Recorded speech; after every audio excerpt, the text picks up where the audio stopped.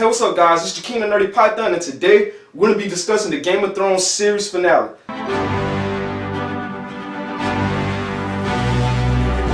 First off, I know I'm already a week late for this video, but I did promise that I'd be uploading it, so here we go. Oh, and also in case you missed my last couple of videos, this current setup is at my mom's house because the AC at my apartment is not working, so it would be very difficult for me to shoot there. So again, this is only temporary. First off, I'll start by saying that this episode actually unfolded a little bit differently than what I expected.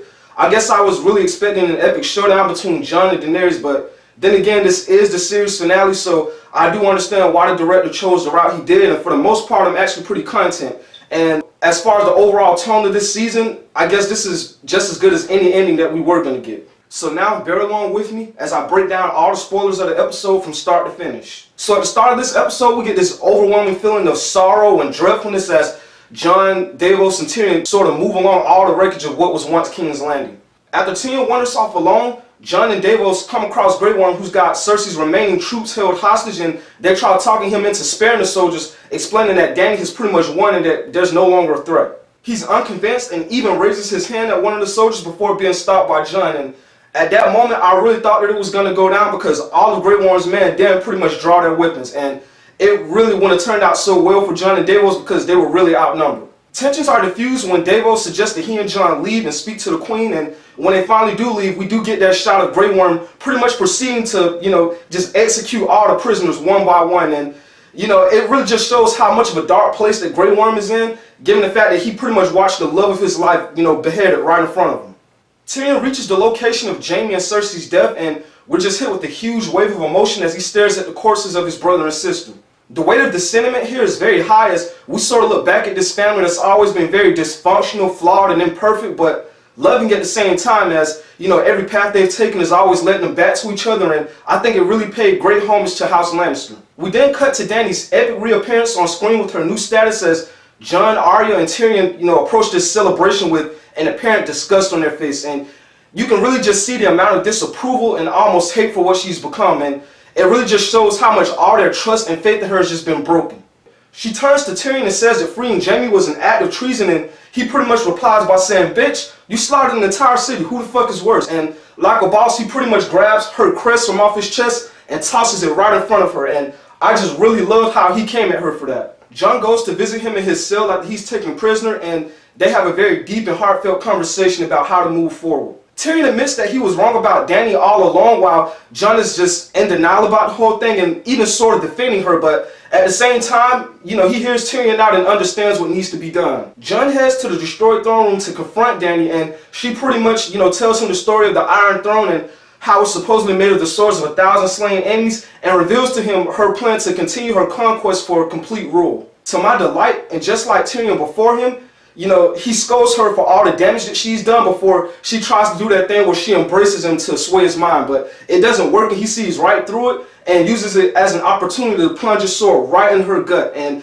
I gotta commend Jon for seeing right through the bullshit and doing the right thing. Moments later, Drogo flies in, and we just know that Jon's about to be scorched alive, but instead he actually aims at the Iron Throne and completely melts it away, as if saying that if Dany can't have it, then no one can. If I haven't said it before, I really love what the creators did with the dragons by making them very intelligent, and to me it sort of seemed like Drogo was actually acknowledging Jon as the last Targaryen. Later on, Tyrion's taken from his cell to attend a meeting of all the lords and ladies of Westoros where they discuss the future and who's going to be the next ruler. And I found it really fucking hilarious when old boy calls himself volunteering to be king only to be asked to sit down by Sansa, which he actually obeys. Tyrion cuts in and states that stories and legends are what make a leader, and it's in this speech that he actually nominates Bran to be the next king, and one by one, they all agree. For the most part, I agree with Tyrion that Bran is the logical choice, and it may be because of Peter Dinklage's great acting, but it just makes so much sense. Because when you look at everybody else at that panel,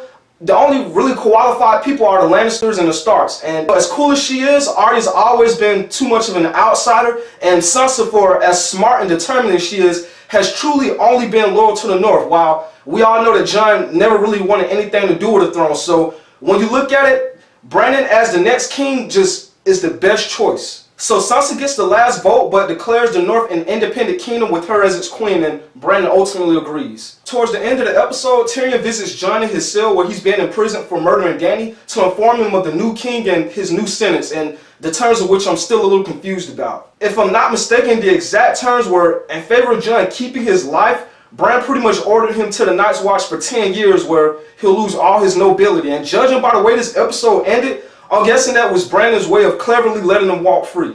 Jon then says his goodbyes to Bran, Arya, and Sansa before heading back north. Tyrion and the other newly appointed officials all meet up for their first council where they wait for King Bran, and the whole ordeal just plays out so awkwardly as we can kind of see that everybody's still not quite on the same page. When they all fail to give Bran a proper exit, Tyrion says that that'll improve, and Brandon's reply was, "I'm sure it will," and I just found it very hilarious for some reason. Finally, the episode ends with Jon leaving Castle Black alongside the Wildlings as Arya sails for the unknown, and Sansa's just been named Queen of the North. With all of the plot spoilers out of the way, there's just one more thing I wanted to mention, and that I really thought was really fucking badass. And that's the part where, Jon goes to confront Dany for the first time, and, Drogo just pops out of a heap of snow out of nowhere as if waiting there in disguise for something to pop off. And it was just really fucking badass, and again just shows, how really powerful yet majestic and intelligent dragons are as creatures. Alright guys, so that's it for my spoilers review of the Game of Thrones series finale.